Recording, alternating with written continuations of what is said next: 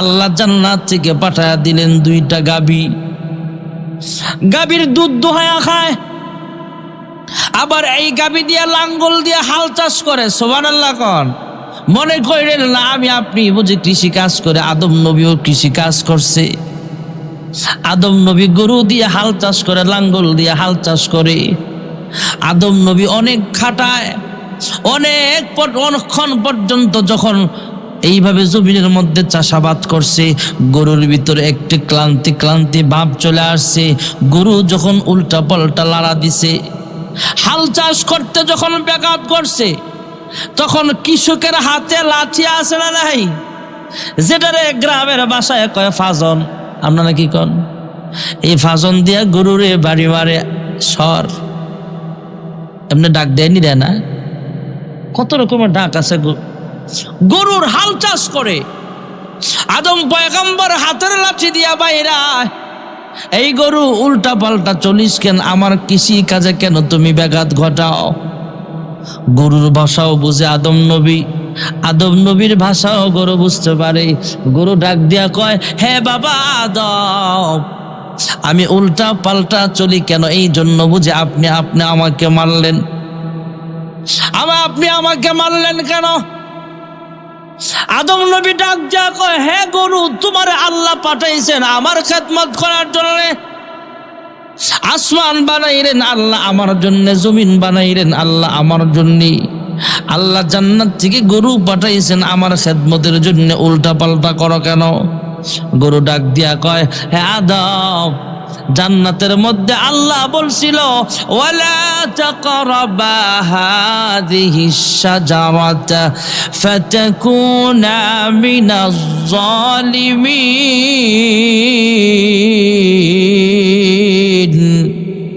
হে বাবা আদম, আপনি জান্নাতে আল্লাহ বলেছেন ফলের ধারে কাছেও যায় না, আপনি ফল খাইলেন কেন? আদম নবীর সাথে গরুর ঝগড়া শুরু হয়ে গেছে।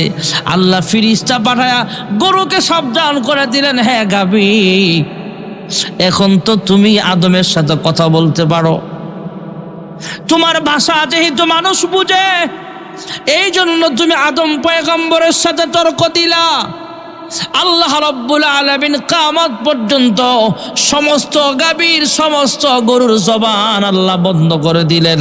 কিয়ামত পর্যন্ত আমরা মানুষগুলো গরুর ভাষা কোনোদিন বুঝতে পারবো না।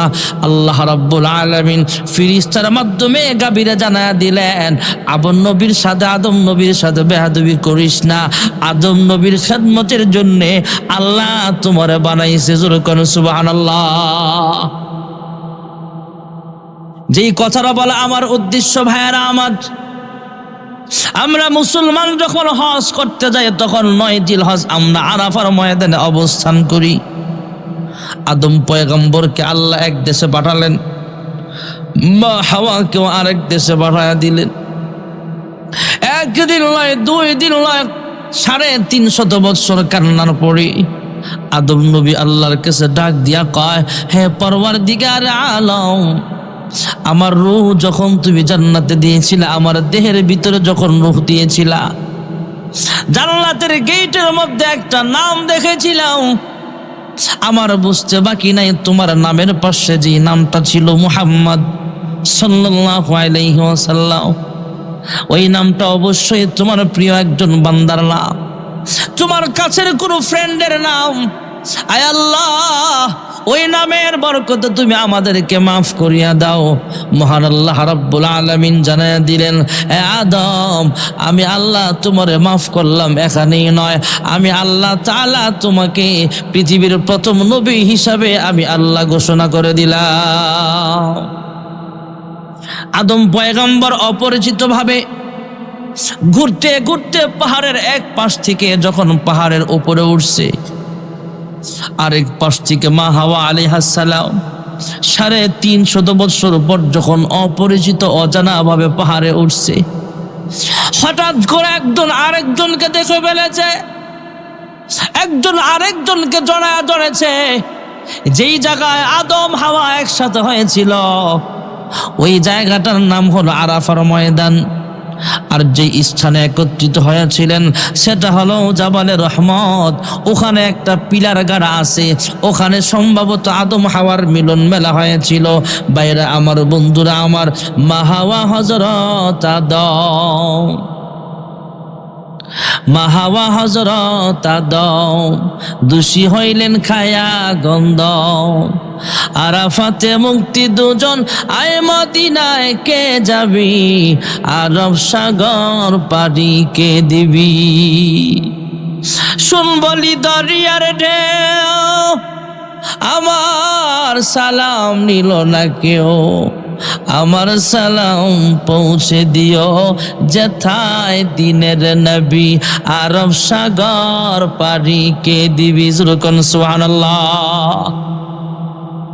হযরত বাবা আদম আলাইহিস সালাতু ওয়াস সালাম, মা হাওয়া আলাইহিস সালাম একজনকে আরেকজন দেখা জড়ায়া ধরলেন আর আল্লাহর কাছে মাফ চাইলেন, আল্লাহ তুমি আমাদেরকে মাফ করে দাও। আল্লাহ তাআলা দুজনকে মাফ করে দিলেন। যেখানে সর্বপ্রথম দুইজন অবস্থান করেছিলেন ওই জায়গাটা হলো আরাফার ময়দান। কিয়ামত পর্যন্ত জিলহজ মাসে যত হাজী সাহেবরা হজ করতে যাবে, আরাফার ময়দানে অবস্থান করা এটাও একটা ফরজ করে দিয়েছেন। যেরকম সুবহানাল্লাহ। আল্লাহ তাআলা দাবি আরেকটা জায়গা রেখেছেন, মক্কাতুল মুকাররমা। মক্কাতুল মুকাররমা এমন একটা জায়গা যেখানে মহান আল্লাহ রাব্বুল আলামিন সর্বপ্রথম কোরআনুল কারীম নাজিল করেছেন। আমার আপনার নবী, বিশ্ব নবী রাহমাতুল লিল আলামিন, নবুয়ত প্রাপ্তির আরো 5 বছর আগে থেকে জাবালে নূর পাহাড়ের উপরে ধ্যানমগ্ন অবস্থায় সময় কাটাইতেন। আল্লাহ রাব্বুল আলামিন সর্বপ্রথম আল্লাহর হাবিবের কাছে মক্কাতুল মুকাররমায় কোরআন অবতীর্ণ করেছেন। আল্লাহর হাবিব রাহমাতুল লিল আলামিনের কাছে জিবরাইল আমিন ওহী নিয়ে আসছেন, তাই কোরআনুল কারীমের ভাষায় জিবরাইলের নাম হয়ে গেছে আল আমিন। যুরকুন সুবহানাল্লাহ। নাযালা বিহি রূহুল আমিন।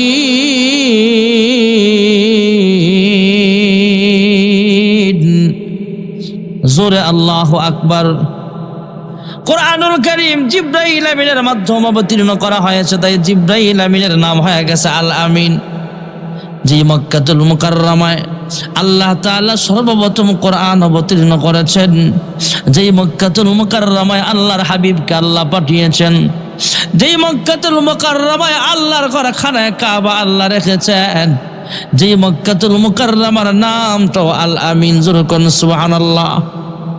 আর যে হাবিবের কাছে আল্লাহ কোরআন অবতীর্ণ করেছেন সেই সাহাবে কোরআনের নামটাও আল আমিন। যুরকুন সুবহানাল্লাহ। ইয়া মুহাম্মদ জগত জালা, ইয়া মুহাম্মদ জগত জালা, कमली वाला तुम्हारी नाम, मदीना वाला तुम्हारी नाम। এই পৃথিবীর নামেরই ঢঙ্কা, এই পৃথিবীর নামেরই ঢঙ্কা, সবারই সেরা তোমারি নাম, কমলি ওয়ালা তোমারি নাম। ফকির দরবেশ বাদশাগণের, ফকির দরবেশ বাদশাগণের, গলারি মালা তোমারি নাম, কমলি ওয়ালা তোমারি নাম। লৌহে মাহফুজে আছে যে লেখা, লৌহে মাহফুজে আছে যে লেখা, মিমেরি দ্বারা তোমারি নাম, আলামিন উপাধি তোমারি নাম। লা ইলাহা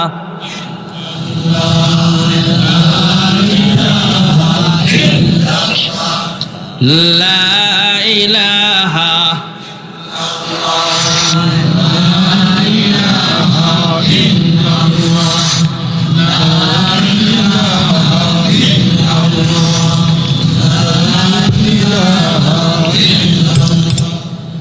লা ইলাহা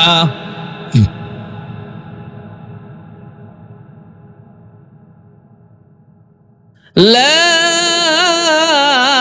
ইলাহা ইল্লাল্লাহু মুহাম্মাদুর রাসূলুল্লাহ সাল্লাল্লাহু আলাইহি ওয়াসাল্লাম। ভাইরা আমার, বন্ধুরা আমার, পুরা পৃথিবীর জমিনে হাজার হাজার লক্ষ লক্ষ মসজিদ আছে না নাই? প্রত্যেকটা মসজিদে 5 ওয়াক্ত নামাজের আজান হয়, 5 ওয়াক্ত নামাজ হয়। ফজরের সময় আমরা ফজরের নামাজ আদায় করি। সুবহানাল্লাহ। ইবাদতের মধ্যে সর্বপ্রধান ইবাদত হলো কালেমা, ঈমান আনা। এরপরে সবচেয়ে বড় আমল হলো 5 ওয়াক্ত নামাজ। সুবহানাল্লাহ। ভাইরা আমার, আমরা সকালে কোন নামাজ পড়ি? সবাই বলেন না। এরপরে তারপর তারপর তারপর মাশাআল্লাহ, মাহফিল থেকে কিছু আমলও শিখা দরকার আমাদের। এক পোলারা ইমাম সাহেব জিগায় গোসলের ফরজ কয়টা? হুজুর 3টা। কি কি? কয় সাবান, লুঙ্গি, তয়লা। জানে না, এই জন্য মুসলমান গোসলের ফরজ কয়টা? অনেক পোলাপান স্কুলের পোলাপান জিগেলে পারত না, কিন্তু মেসিরে চিনে আবার। ওরে মানুষ হইছ বেহুশ দুনিয়ার পিছে, কি জবাব দিবি রে তুই আল্লাহর কাছে? হায়, কি জবাব দিবি রে তুই আল্লাহর কাছে? রাতে দিনে দৌড়া দৌড়ি বিশ্রামের সুযোগটা নাই, নামাজ রোজা দূরের কথা, আল্লাহর নামটা মুখে নাই। ঠিক না ভাই? ঠিক। তোর পিছে মহা বিপদের সংকেত আছে, কি জবাব দিবি রে তুই আল্লাহর কাছে? ফজরের নামাজের ফরজ কয় রাকাত? সুন্নাত, জোহরের ফরজ, আসরের ফরজ, এগুলা জানা ফরজ। মাগরিব নামাজের ফরজ, এশার নামাজের ফরজ, আগে পরে সুন্নত বিতির আছে না নাই? 5 ওয়াক্ত নামাজ পড়লে আল্লাহ আমাদেরকে 5টা পুরস্কার দিবে। সুবহানাল্লাহ। বাড়ির যা ঘুমায়া কইেন, আর আমি আরো জোরে কন। এই পুরস্কারগুলো বলে দোয়া হয়ে যাবে ইনশাআল্লাহ। সবাই বসেন মনোযোগ দিয়ে। 1 নম্বরের পুরস্কার, দুনিয়ার জমিনে মহান আল্লাহ রাব্বুল আলামিন রিজিকের অভাব অনটন দূর করিয়া দিবেন। এর চেয়ে বড় পুরস্কার আর কি চাই? সুবহানাল্লাহ কন্যা। 5 ওয়াক্ত নামাজ পড়ে গরিব মানুষ, সুখী মানুষ, কোটি কোটি টাকার ব্যবসা, কোটিপতি, নামাজ নাই, তারা জিগাইবেন কেমন আছেন স্যার? কয় বেশি ভালো না। 5 ওয়াক্ত নামাজ পড়ে গ্রামের সরল মানুষ, মুরব্বী কেমন আছেন? মুস্কি একটা হাসি দিয়ে কইব ভালো আছি, আলহামদুলিল্লাহ ভালো আছি। এটা নামাজের বরকত। সুবহানাল্লাহ কয় না রে? 1 নম্বরের পুরস্কার, দুনিয়ার জমিনে আল্লাহ রিজিকের অভাব দূর করে দিবেন। 2 নম্বরের পুরস্কার হলো কবরের জগতে যখন আমরা চলে যাব, দুনিয়া ছেড়ে পরপারে চলে যাব, কবরে ফিরিস্তা আইসা আমাকে আপনাকে কয়েকটা প্রশ্ন করবে। প্রথম প্রশ্নটাই হলো মার রাব্বুকা। জিজ্ঞেস করবেন আমাদের রব কে? আমাদের রব কে? আসছে কয় জোরে কোন কে? নামাজের মধ্যে আমরা তেলাওয়াত করি আলহামদুলিল্লাহি রাব্বিল আলামিন। এই নামাজের ভিতরে রবের আলোচনা জোরে কোন আছে না নাই? আপনাদের চান্দিনার মানুষ সূরা ফাতিহা পড়েনি? দেবিদ্দারের মানুষ, এটা চান্দিনা না দেবিদ্দার? আরে কয় কি? দেবিদ্দারের মানুষ সূরা ফাতিহা পড়ে, চান্দিনার মানুষ সূরা ফাতিহা। ভাষা যেটাই হোক সূরা ফাতিহা। আমাদের কুমিল্লার ভাষা আর নোয়াখালীর ভাষা ব্যবধান আসেনি। এরা পয়রে হক কয়, কিরে তোরা বলে পয়রে হক কষ্ট দূর হাগল। আয় এই ডাল ন খায়, তুর হুত করে ডালে দিছে, এই ডাল খায় হেডের বুটবুড়া নিয়ে গোয়াইতার নহারি। আঞ্চলিক ভাষা। বরিশাল যাবেন, মনু হুগনাগু খাইতা না ভিজাগু খাইতা, ভাষার ব্যবধান আছে না নাই? চট্টগ্রাম যাবেন, খিতা নখত দেবা, কি হরদ দে, বিভিন্ন ভাষা। সিলেট যাবেন, আরো আনকমন। আমাদের এলাকায় রমজান মাসে সেহরির সময় ডাক দেয়, সম্মানিত রোজাদার ভাই বোনেরা ঘুম থেকে জাগুন, সাহারি খাওয়ার সময় হয়েছে, দিনের খানা বন্ধ করুন, রাতের খানা চালু করুন, রমজানের পবিত্রতা রক্ষা করুন। এমন ডাক এদিকেও দেয়নি, সিলিটারাও দেয়, তবে এদেরটা একটু ব্যতিক্রম। এরা কয় এমনে সভগন, আরো মজা কইরা সভগন গম থেকে উডুক্কা ফতে খাক্কা, ফতে খাওয়ার সময় জিগি উডুক্কা। ভাষার ভিতরে ব্যবধান আসেনি। আমাদের মাতৃভাষা বাংলা, শুধু হাসার জন্য বলছি না ভাইয়েরা আমার। ভারতে গেলাম, ভারতের মানুষ ভিন্ন ভিন্ন ভাষায় কথা বলে।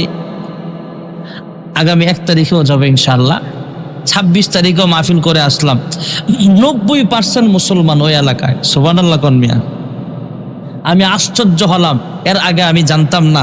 কয় হুজুর, ভারতে সরকারি না বেসরকারি মুসলমানদের গণনা অনুযায়ী প্রায় 50 কোটি মুসলমান আছে। এত পরিমাণ মুসলমান। আমি ইমিগ্রেশনে ইন্ডিয়া থেকে আমি একদিনের সফরে যাই, একদিন যাই আবার পরের দিন ঘুরি। 1 তারিখে যাবো, আবার 2 তারিখে বরুরা মাহফিল। তো আসার সময় ওই এলাকার একজন স্থানীয় মুসলমান চেয়ারম্যান আমার সাথে বাংলাদেশে ঢুকছে, বেড়াইতে আসবে, আত্মীয় আছে হয়তো। উনি বলতেছে, হুজুর আমার ইউনিয়নে একটা গ্রাম আছে 100% মুসলমান। সুবহানাল্লাহ। ভারতের মানুষ কেউ বাংলায় কথা কয়, কেউ আবার অন্য ভাষায় কথা কয়, কেরালা ভাষায় কথা কয়, চেন্নাই আলাদা ভাষা, কিন্তু এদের মাতৃভাষা হলো হিন্দি ভাষা। পাকিস্তানের মানুষ উর্দু ভাষায় কথা বলে, সৌদি আরবের মানুষ আরবি ভাষায় কথা কয়, চাইনিজ দেশের মানুষ চায়না ভাষায় কথা বলে, মালয়েশিয়ার মানুষ মালয় ভাষায় কথা কয়, আমেরিকার মানুষ ইংলিশে কথাবার্তা বলে। কিন্তু যেই ভাষার মানুষই আমরা হই না কেন, মুসলমান যখন নামাজে দাঁড়ায় গোটা বিশ্বের মুসলমানের ভাষা এক হয়ে যায়। আলহামদুলিল্লাহি রাব্বিল আলামিন, জোরে কোন সুবহানাল্লাহ। আলহামদুলিল্লাহি রাব্বিল আলামিন আর রহমানির রহিম মালিকি ইয়াউমিদ্দিন।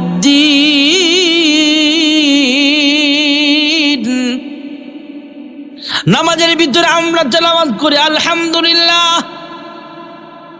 মহান রব্বুল আলামিন কুদরতি আওয়াজ দিয়া জানতে চাই লিমানিল হামদ। আলহামদু অর্থ হলো সমস্ত প্রশংসা।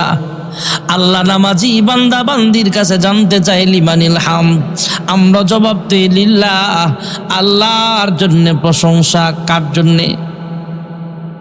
আপনার আমার চেহারা দেখতে কত সুন্দর, পূর্ণিমার চাঁদ দেখতে কত সুন্দর, সমুদ্র সৈকত দেখতে কত সুন্দর, কৃষ্ণচূড়া গাছের ফুল দেখতে কত সুন্দর। হ্যাঁ মানুষ, আপনার আমার চেহারা দেখতে কত সুন্দর। যে আল্লাহ সব কিছু বানাইল সে আল্লাহ জানি দেখতে কত সুন্দর। তোমার সৃষ্টি যদি হয় এত সুন্দর, না জানি মাওলা তুমি কত সুন্দর। জোরে কোন সুবহানাল্লাহ। আল্লাহ জিজ্ঞেস করে লিমানিল হামদ, আমরা জবাব দেই লিল্লাহ। আল্লাহ আবার প্রশ্ন করে, আমরা জবাব দিই রব্বিল আলামিন।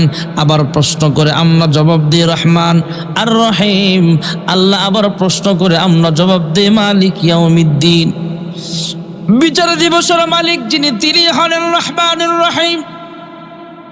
যিনি রহমানুর রহিম তিনি হলেন রব্বুল আলামিন। যিনি রব্বুল আলামিন তিনি হলেন আল্লাহ। সে আল্লাহর জন্য সমস্ত প্রশংসা। প্রশংসা সবই কেবল তোমারি রব্বুল আলামিন।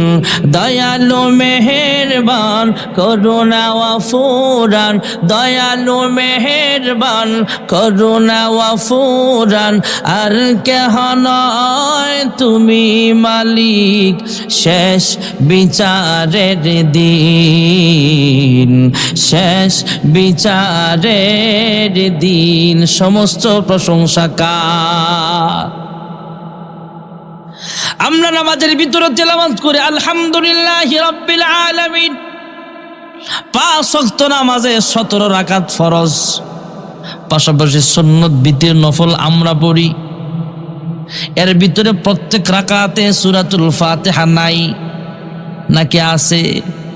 আলহামদুলিল্লাহি রাব্বিল আলামিন রব এখানে আসেনি।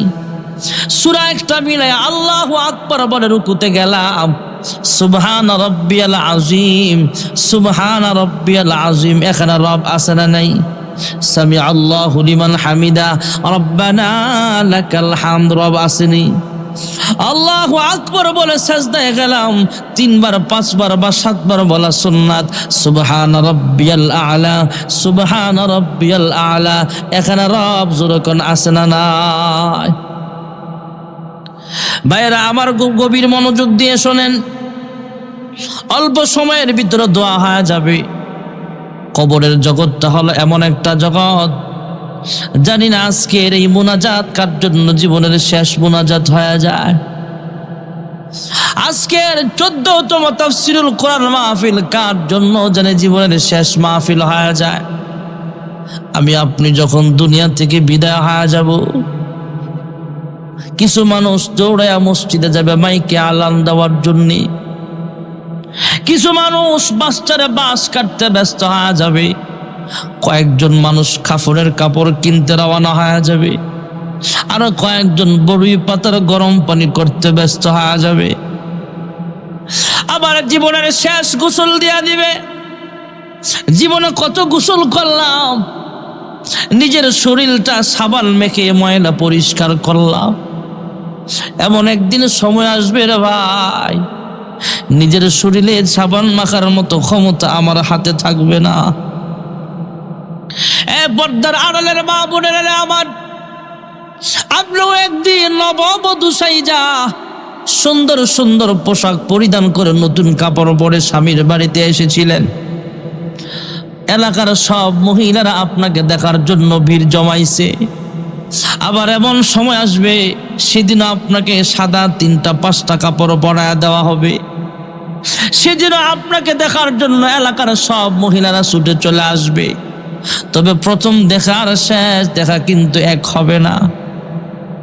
আমাকে বড়ই পাতার গরম পানি দিয়া মশারি টানায়া জীবনের শেষ গোসল দিয়া দিবে। কাফনের কাপড়ের প্যাকেট বানায়া খাটিয়ার মধ্যে রাখা হবে। 4 জন শক্তিশালী মানুষ আমাকে আপনাকে বহন করে, সাহসী 4 জন মানুষ জানাজার মাঠে নিয়ে যাবে। আবার 4 জন সাহসী মানুষ কাঁধে বহন কইরা কবরস্থানে নিয়ে যাবে, যেখানে আমার কবর খনন করা হয়েছে। কবরের পাশে যখন খাটটা নামায়া দিবি, যেই মানুষগুলো এতক্ষণ খাট বহন করছে, যেই সাহসী মানুষগুলা, এর চাইতে আরো সাহসী মানুষ লাগবে কবরে নামার জন্যে। সব মানুষ কিন্তু কবরে নামার মতো সাহস হয় না, সবাই কবরের ভয়েও নামতে চায় না।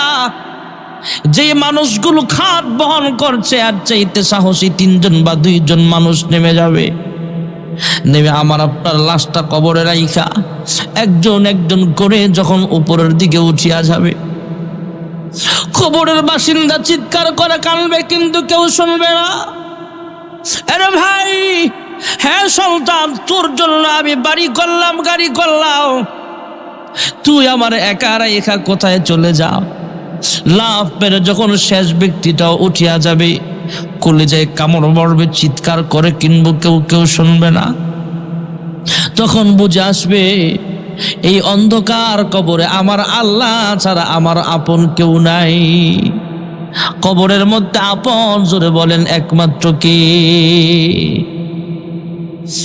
আমাকে আপনাকে যখন কবরে রাখা হবে ভাইয়ারা আমার, যদি কেউ ফেরেশতাদের প্রশ্নের সঠিক জবাব দিতে না পারে, তার জন্য জাহান্নামের ব্যবস্থা। জাহান্নামের সাপ বিচ্ছু তার কবরে আসতে থাকবে। জাহান্নামের দরওয়াজা খুলে দেওয়া হবে। আল কবর রাউযাতুম মিন রিয়াজিল জান্নাহ আও হুফরাতুম মিন হুফারিন নার। কারো কারো কবরে জাহান্নামের দরওয়াজা খুলে দেওয়া হবে, জাহান্নামের পোশাক পরায় দেওয়া হবে। ভাইয়েরা আমার, জাহান্নাম থেকে সাপ আইসা তাকে কামড়াইতে থাকবে। সাপে কাটবে রে গুর্জ মারবে রে, কঠিন আযাব হইবে শোনো বেনামাজির কবরে। সাপে কাটবে রে গুর্জ মারবে রে, কঠিন আযাব হইবে শোনো বেনামাজির কবরে। কিন্তু যে ব্যক্তি 5 ওয়াক্ত নামাজি বান্দা বান্দি হবে, আল্লাহর হাবিব রাহমাতুল লিল আলামিন বলেন, উম্মত ফেরেশতাদের প্রশ্নের জবাব আল্লাহ তোমার জন্য সহজ করিয়া দিবে। নামাজি বান্দা বান্দিকে ফেরেশতারা জিজ্ঞেস করবে মার রাব্বুকা, আল্লাহ সহজে তার জবান দিয়ে বের করে দিবে। আমরা বলতে পারবো আমাদের রব। জোরে বলেন একমাত্র কে? আল্লাহর কোন বান্দা বান্দি তো কবরে এমন ছিল যে আল্লাহর বান্দাকে ফেরেশতারা যা প্রশ্ন করে মার রাব্বুকা। আল্লাহর একজন বান্দে রাবিয়া বসিয়া রাহমাতুল্লাহ আলাইহি, ফেরেশতারা জিজ্ঞেস করে মার রাব্বুকা। পরবর্তীতে আরেক আল্লাহ ওয়ালা তাকে স্বপ্নে দেখেছিলেন, স্বপ্নে বলেছেন কবরে কি হয়েছে, উনি আবার কিতাবের মধ্যে লিখেছেন, তাই আমরা সেখানে পেয়েছি। রাবিয়া বসি স্বপ্নে জানায় আমাকে ফেরেশতারা আইসা জিজ্ঞেস করে মার রাব্বু কি। রাবিয়া বসি উল্টা জিজ্ঞেস করে, হ্যাঁ ফেরেশতারা তোমাদের রব কে? সুবহানাল্লাহ। কত বড় সাহস! ফেরেশতারা ডাক দিয়া কয় তোমারা জিগাইলাম, তোমরা আমারে উল্টা জিগাও কি বাবা? কয় তোমাদের রব কে? কয় আমাদের রব তো আল্লাহ। আইসা কোত্থেকে? কয় আসমান থেকে। আসমান থেকে হাজার হাজার কিলোমিটার দূরে আইসা আবার 3.5 হাত মাটির নিচে আসছো, রবকে ভুলো নাই? কয় আমি রব না, রব আমরা ফেরেশতারা রবকে ভুলি না। রাবিয়া বসে ডাক দিয়া কয়, হ্যাঁ ফেরেশতারা রে, আসমান থেকে হাজার হাজার মাইল দূরে আইসা যদি তোমরা রবকে ভুলতে না পারো, আমার লাইফটা আল্লাহর জন্য আমি কাটায়া দিলাম। আমার জীবন যৌবন, আমার হায়াত, আমার মাল, আমার জান সব কিছু জোরে বলেন কার? قل إن صلاتي ونسكي ومحياي ومماتي لله رب العالمين।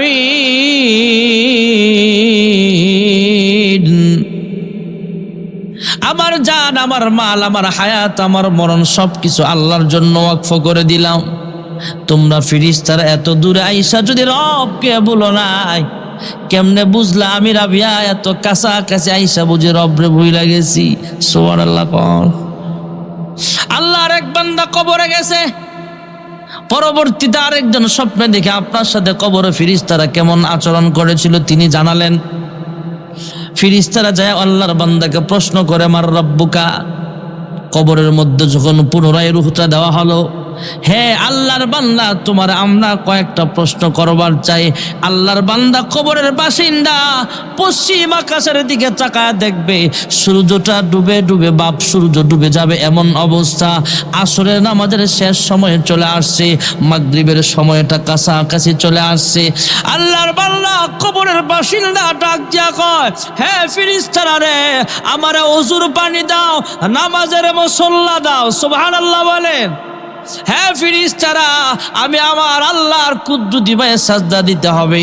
একটু পর যদি হয়ে যায় সূর্যটা ডুবে যাবে, মাগরিব সমাজের সময় হয়ে যাবে, আসরের নামাজটা আমার কাজা হয়ে যাবে, আমি আসরের নামাজটা আদায় করিয়া নেই।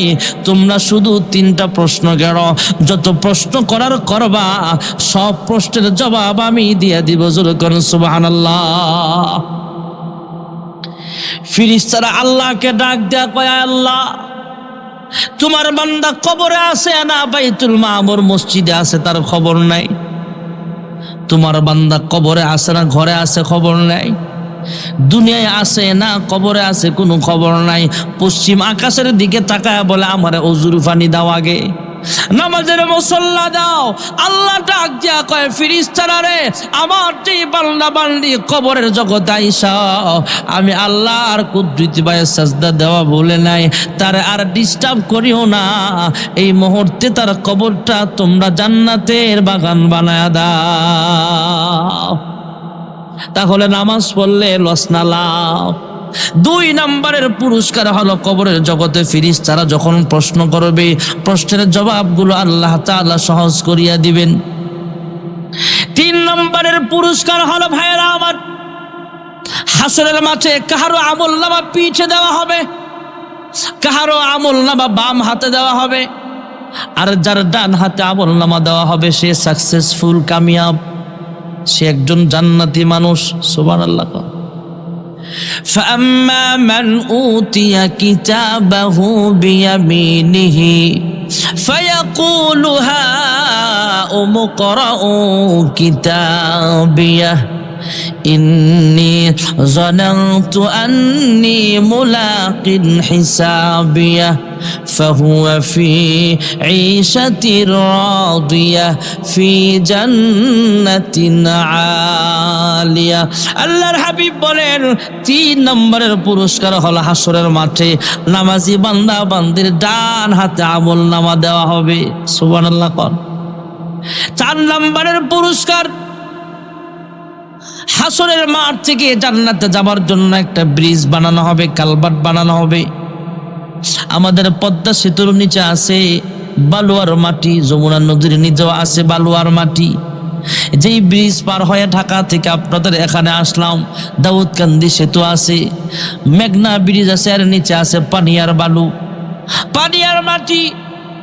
এটার দৈর্ঘ্য না হয় 1 kilo, 3 kilo, 5 kilo, 17 kilo, 20 kilo হতে পারে, কিন্তু পুলসিরাতের পোল এমন লম্বা, উঠার সময় 10,000 বছর সময় সমান 10,000 বছর, নামার সময় 10,000 বছর, মোট 30,000 বছরের রাস্তা। সুবহানাল্লাহ। এত লম্বা ব্রিজ পার হয়ে আসল বাড়ি জান্নাতে যেতে হবে। আমাদের পদ্মা সেতুর নিচে আছে বালুয়ার পানিয়ার মাটি, কিন্তু পুলসিরাতের পোলের নিচে থাকবে জাহান্নামের আগুন। জাহান্নামের আগুন মাবুদ সইতে পারব না, দুনিয়া আখেরাতে আমাকে কাঁদায়ো না। জাহান্নামের আগুন ভয়ঙ্কর ভাইয়েরা আমার। কেউ কেউ বৃদ্ধ মানুষের মতো আস্তে আস্তে জান্নাতে যাবে পুল পার হয়া, কেউ কেউ আবার বৃদ্ধ মানুষ নয় জোয়ান মানুষের মতো যাবে, কেউ মোটর সাইকেলের গতিতে পুলসিরাত পার হয়ে জান্নাতে যাবে। আল্লাহর হাবিব রাহমাতুল লিল আলামিনের ভাষা অনুযায়ী বোঝা যায় কেউ বিমানের গতিতে যাবে, কেউ রকেটের গতিতে যাবে। আর আল্লাহর যে বান্দা বান্দি 5 ওয়াক্ত নামাজ সময় মতো আদায় করবে, 2 জাহানের সরদার রাহমাতুল লিল আলামিন বলেন 4 নম্বরের পুরস্কার হলো পুলসিরাত 30,000 বছরের রাস্তা সেকেন্ডের মধ্যে আল্লাহ পার করার ব্যবস্থা করিয়া দিবে। তাহলে 1 নম্বরের পুরস্কার দুনিয়ার জমিনে আল্লাহ তাআলা রিজিকের অভাব দূর করিয়া দিবেন। 2 নম্বরের পুরস্কার হলো কবরে ফেরেশতাদের প্রশ্নের জবাব আল্লাহ আসান করিয়া দিবেন। 3 নম্বরের পুরস্কার হলো হাসরের মাঠে ডান হাতে আল্লাহ আমলনামা প্রদান করবে। 4 নম্বরের পুরস্কার পুলসিরাত 30,000 বছরের রাস্তা আল্লাহ মুহূর্তের মধ্যে পার করিয়া দিবে। আর 5 নম্বরের ভিআইপি পুরস্কার হলো ইল্লাল্লাযীনা আমানু ওয়া আমিলুস সালিহাতি কানাত লাহুম জান্নাতুল ফিরদাউসি নুজুলা।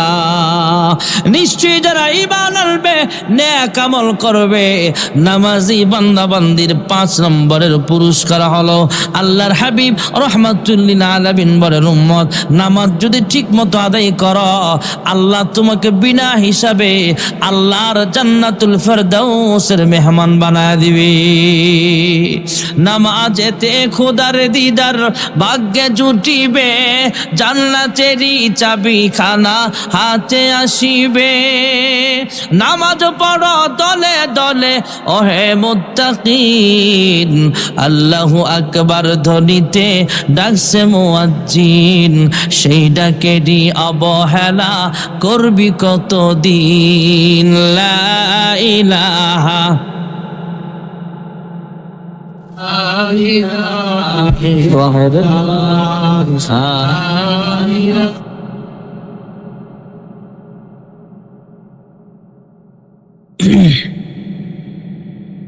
লা ইলাহা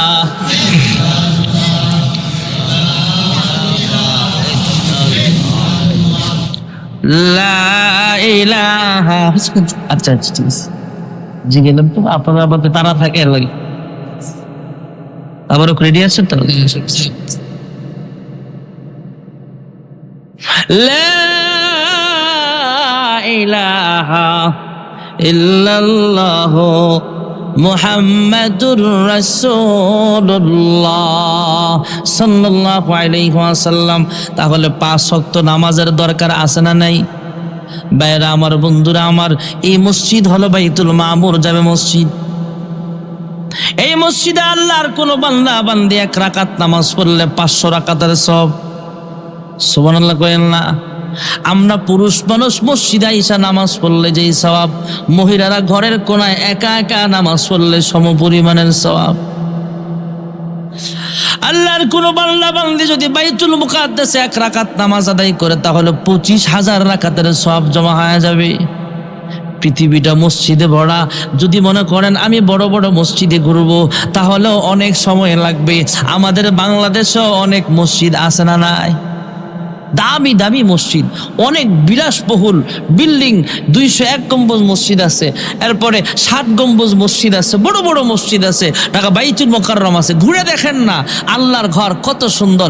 আল্লাহর ঘর যদি টিনের ঘর হয়, সনের ঘর হয়, ভিতরে ঢুকলে দিলটা ঠান্ডা হয়ে যায়। সুবহানাল্লাহ বলে। ভাইরা আমার, বন্ধুরা আমার, বাইতুল মুকাদ্দাস। سبحان الذي أسرى بعبده ليلا من المسجد الحرام إلى المسجد الأقصى الذي باركنا حوله لنريه من آياتنا إنه هو السميع البصير।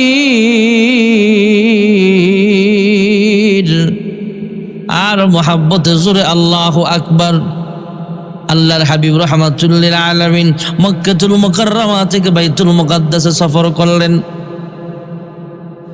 আল্লাহর হাবিব তাকায় দেখেন হযরত আদম পয়গম্বর সেখানে আছেন।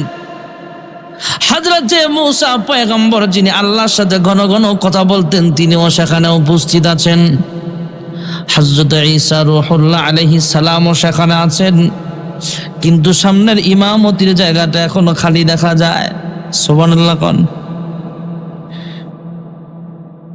হযরত জিবরাইল আলাইহিস সালাতু ওয়াস সালাম আল্লাহর হাবিবের কানে কানে জানায় দেয়, ইয়া রাসূলুল্লাহ, ইয়া হাবিবাল্লাহ, ওগো আল্লাহর হাবিব, আর কারো জন্য অপেক্ষা করতে হবে না, সামনের ইমামতির জায়গাটা আপনার জন্য খালি রাখা হয়েছে।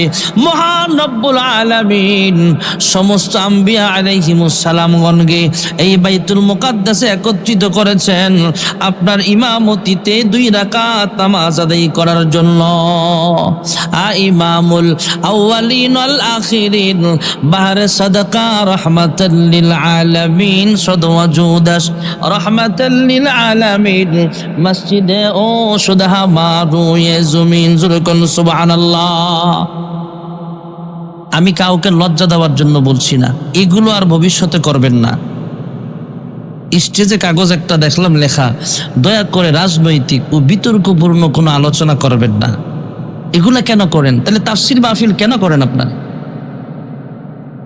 উলামায়ে কেরাম হক কথা যদি বলতে না পারে দাওয়াত দেন কেন? আমরা কি এখানে চেয়ারম্যানে দাঁড়াইতে আসছি? বলেন, মেম্বারই দাঁড়াইতে আসছি?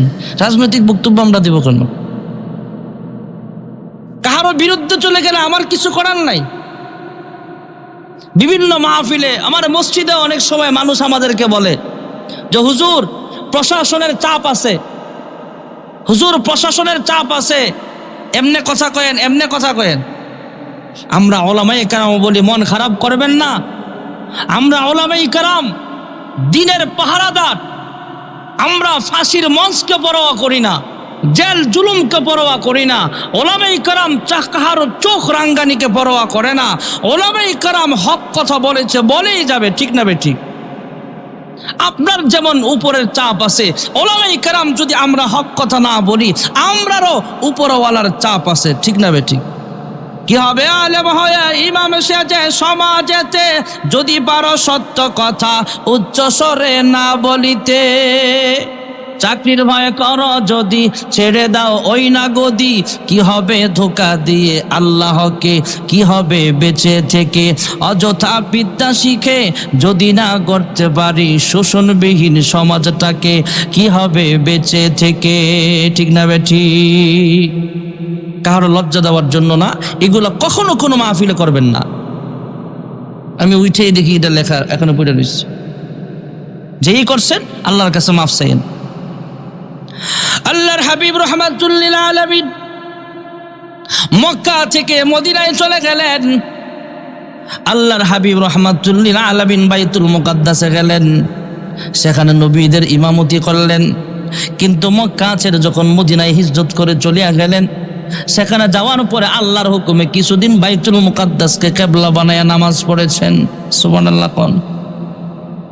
একদিন আসরের নামাজের সময় আসরের নামাজ পড়তেছিলেন। আসরের নামাজের ফরজ কয় রাকাত? জোরে কোন না। রাগ করলেন? রাগ করলে কি বার দাওয়াত দিবেন না? এই তো, আমার মাহফিল দরকার নেই তো, আমি আমার মসজিদে বলি যা, আমার খুতবা দরকার নাই, আমার খতিবগিরের দরকার নাই। কেউ সুদ খায়, কেউ ঘুষ খায়, কেউ কেসুনো ব্যবসায়ী, কেউ মাদক ব্যবসায়ী, কেউ 7 মার্ডারের আসামি। আর ওলামায়ে কেরাম যখন হক কথা বলবে আমরা দোষী হয়ে গেলাম।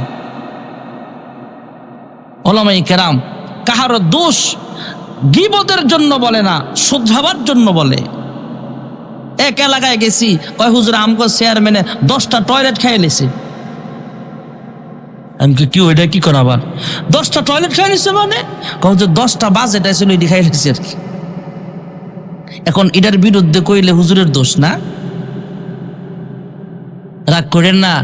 ওলামায়ে কেরাম কাহারো বিরুদ্ধে বলার উদ্দেশ্যে ওয়াজ করে না, ইমানি দায়িত্ব হিসাবে ওয়াজ করে। আজকে ওলামায়ে কেরাম যদি হক কথা না বলতো, তাহলে দেশটা আরো আগেই রসাতলে চলে যেত। এখনো ওলামায়ে কেরামের হক কথার বদৌলতে, ওলামায়ে কেরামদের রক্তের বিনিময়ে, মাদ্রাসার ওলামা এবং ছাত্রদের রক্তের বিনিময়ে, ত্যাগের বিনিময়ে এখনো ইসলাম জিন্দা আছে, ঠিক না বেঠিক? জোরে বলেন। আমার দাওয়াত দেন বা না দেন, আমি একটা কথা আপনাদের শোনায়া যায়। এই আল্লাহর হাবিবের রক্ত ঢালা হয়েছে ইসলামের গাছের গোড়ায়। আল্লাহর নবীর চাচাকে টুকরা টুকরা করা হয়েছে, কলিজাটা চিবায়া খাওয়া হয়েছে, মাথার চুলে দিয়া মদের বোতল বানিয়েছে। আল্লাহর হাবিবের রক্ত আছে ইসলামের গাছের গোড়ায়। ইসলামের গাছের গোড়ায় সাহাবায়ে কেরামদের রক্ত ঢালা হয়েছে। ইসলামের গাছের গোড়ায় হাজার হাজার ওলামায়ে কেরামদের শাহাদাতের রক্ত আছে। ইসলামের গাছের গোড়ায় বর্তমান বাংলাদেশের শাপলা চত্বরের রক্ত ঢালা হয়েছে। যুগে যুগে ইসলাম ইসলাম জিন্দা থাকবে ততক্ষণ, রক্ত পাবে যতক্ষণ। মুসলমান মৃত্যুকে পরোয়া করে না, কাফেররা পুরুষরা মৃত্যুকে পরোয়া করে। আরে কাফেররা আমাদের সাথে পারে না কেন জানেন? কাফেররা বলে মুসলমানের অস্ত্র নাই, মুসলমানের শক্তি নাই, মুসলমানের বিমান নাই, কামাল নাই, কিন্তু ঈমান আছে। মুসলমান যখন ঈমানে আওয়াজ নিয়ে সামনে আগায়, মুসলমান তো জানে রক্ত ঢেলে দিলাম অসুবিধা নাই, বাঁচলে শহীদ, বাঁচলে গাজী, মরলে শহীদ, মরলে তো জান্নাতেই চলে যাব, অসুবিধা কোথায়? কাফেররা বলে আমাদের কাছে সেই অস্ত্রটা নাই। আমেরিকার সবচেয়ে বড় সেনাবাহিনী বলে আমরা মৃত্যুকে ভয় পাই, যদিও আমার কাছে অস্ত্র আছে, তারপরও মুসলমানের সাথে পারি না কেন? মুসলমানের কাছে একটা অস্ত্র আছে এমন, মুসলমান কখনো মৃত্যুকে পরোয়া করে না, ঠিক না বেঠিক? জোরে বলেন। এজন্য মুসলমান শুধু হুজুররা হক কথা বলবে এমন না, আপনারাও বলেন। আজকে আমাদের দেশে কিছু কিছু রাস্তাঘাটে ঢুকি রাত গাড়ি নিয়ে 2 কিলোমিটার রাস্তা আধা ঘন্টা লাগে, এমন ভাঙ্গা রাস্তা। ওই এলাকার মেম্বার চেয়ারম্যান যারা আছে এরা কি সরকার থেকে বাজেট পায় না? পায়। জনগণ তাদেরকে যা ধরেন যে আমার রাস্তাটা তোমরা করে দাও না কেন, আপনারাও প্রতিবাদী হন, আপনারাও আপনাদের হক প্রতিষ্ঠার জন্য লড়াই করেন। শুধু হুজুররা জেল খাটবে, হুজুররা আগে যাবে, হুজুররা মার খাইবে তা না। মার খাওয়া শিখেন, রক্ত দেওয়া শিখেন। শেখ মুজিব বলেছিলেন রক্ত দিয়েছি আরো দেব, মুসলমান মার খেয়েছে আরো খাবো। তারপরও স্বাধীন বাংলাদেশে স্বাধীনতার রক্ষার জন্য ইমানি আন্দোলনে মুসলমান যুগে যুগে রক্ত ঢালছে, যেমন রক্ত দিবে যতক্ষণ ইসলামের গাছ তাজা থাকবে ততক্ষণ। ঠিক না ঠিক জোরে বলেন। বলার উদ্দেশ্য ছিল না, লেখা দেখে আরো ওয়াজ কোন দিকে গেছে, দোষ আমার না, লেখছেন কেন আপনারা? আল্লাহর হাবিব রাহমাতুল লিল আলামিন মক্কা থেকে হিজরত করে মদিনাতুল মুনাওয়ারায় যখন গেলেন, কিছুদিন বাইতুল মুকাদ্দাসে কিবলা বানায় নামাজ পড়ি। আসরের নামাজের ফরজ যখন কয় রাকাত? 2 রাকাত শেষ, আর 2 রাকাত মাত্র বাকি আছে। আল্লাহ তাআলা ফেরেশতা জিবরাইল আমিনকে পাঠায়া দিলেন, ফাওয়াল্লি ওয়াজহাকা শাতরাল মসজিদিল হারাম। 2 রাকাত বাকি, 2 রাকাত আদায় করেন। কাবা শরীফকে কিবলা বানায়া আল্লাহর হাবিব নামাজের ভিতরে ঘুরে গেলেন। ইমাম ঘুরছে তো সাহাবায়ে কেরাম মুসল্লিরাও ঘুরে গেছে কাবার দিকে। সুবহানাল্লাহ। এই জন্য ওই মসজিদকে বলা হয় মসজিদে জুল কিবলাতাইন। আল্লাহর হাবিব মদিনায় যাওয়ার পর সর্বপ্রথম মসজিদ বানাইলেন মসজিদে কুবা। আল্লাহর হাবিব সেখানে যায় নামাজ আদায় করতেন। আর হাদিস শরীফে বলে গেছেন, যেই ব্যক্তি মসজিদে কুবায় আয়েশা 2 রাকাত নামাজ আদায় করবা, তার আমল নামায় একটা কবুল উমরা করার সব জমা করে দেওয়া হবে। এরপরে আল্লাহর নবী বিশ্ব নবী রাহমাতুল লিল আলামিন মদিনার মসজিদ, মসজিদ নববী এবং মসজিদে কুবার মাঝখানে আরেকটা মসজিদ আছে, মসজিদুল জুমআ। প্রায় 100 সাহাবায়ে কেরামদের নিয়ে হিজরতের পর সর্বপ্রথম সেই মসজিদে জুমার নামাজ আদায় করেছেন। জোরে কোন সুবহানাল্লাহ। আল্লাহর হাবিব যেখানে শুয়ে আছেন, 2 সাথীকে পাশে নিয়ে হায় ঘুমিয়ে আছেন নিঝুম নিরালায়। সারা দাও রাসূলুল্লাহ রওজা পাকের কিনারে। আল্লাহর হাবিব যেখানে শুয়ে আছেন, ওই রওজা আচ্ছারের পাশে যে মসজিদ আছে মসজিদে নববী, আল্লাহর কোনো বান্দা বান্দি যদি 1 রাকাত নামাজ আদায় করে 50,000 রাকাতের সওয়াব লেখা হয়ে যাবে।